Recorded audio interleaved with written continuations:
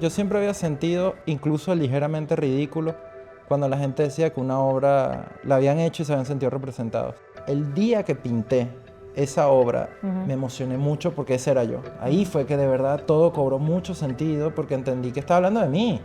Estoy hablando de mí, no estoy hablando de los inmigrantes, estoy hablando de mí como inmigrante.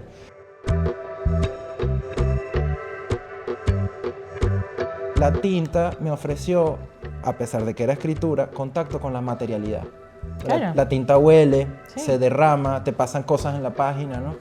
Y el puente entre la escritura y la plástica era la caligrafía. Lo que hice fue empezar a comprar, pero con intuición, ¿no? Láminas un poco más grandes, las dañé, se me corría y empecé a tener interacción con el acrílico. Ahí fue que empecé. Primero con marcadores acrílicos y luego ya directamente con pincel y con tubos. Pero incluso en ese momento seguía haciendo en blanco y negro. No era ni siquiera que me atrevía al color, era como que estaba perfeccionando, como aprendiendo a escribir las letras. Necesitaba aprender a escribir bien las letras para luego empezar a hacer párrafos y etcétera, ¿no?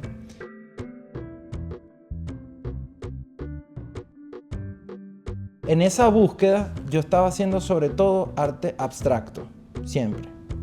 Y el reto para mí era empezar a construir discursos narrativos, es decir, poder decir algo. El tema era que no sabía qué y no sabía cómo. Empecé a estudiar tipos de retrato, pero hubo un día que me fastidié haciendo unas cejas. Dije que esto no es, esto no es. No va por aquí, no es la simetría de los pómulos. Es el individuo. Buena parte del arte contemporáneo que tiene que ver con política me aburre, porque me parece proselitista, me parecen panfletos. Y por otro lado, también se estaba calentando más la cosa con los venezolanos directamente. Cierto. No solo los inmigrantes, fue como un discurso instrumentalizado que era útil. Ahora son los venezolanos, después eran otros también, ¿no? Entonces la sensación, un día pensé que era la sensación de ser señalado, ¿no?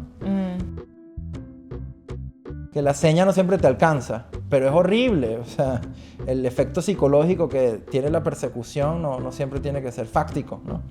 De hecho, así funciona el miedo. Sí, es trauma. Entonces, juntando estos elementos, hice una primera silueta y no me gustó.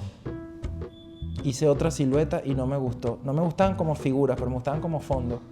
Entonces, los primeros fondos rojos en realidad eran como una primera gran silueta de unos hombros o algo por el estilo. Y allí empecé a trabajar y dije, mira, sí puedo empezar a configurar seres, ¿no? ¿Y qué le pasa a esos seres? Por otro lado, de verdad, internamente, bueno, sentía este agobio y empecé a sentir esa presión. Y dije, bueno, quizás sí puedo, esto que he estado sintiendo, por primera vez, sí puedo decidir meterlo en la obra. Pero era interesante porque la silueta tiene una eficiencia radical.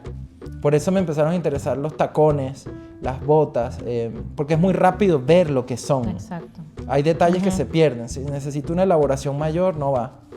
Entonces, bueno, sí, hice un montón de dibujos de tacones, por ejemplo. Y con los triángulos llegué a las manos.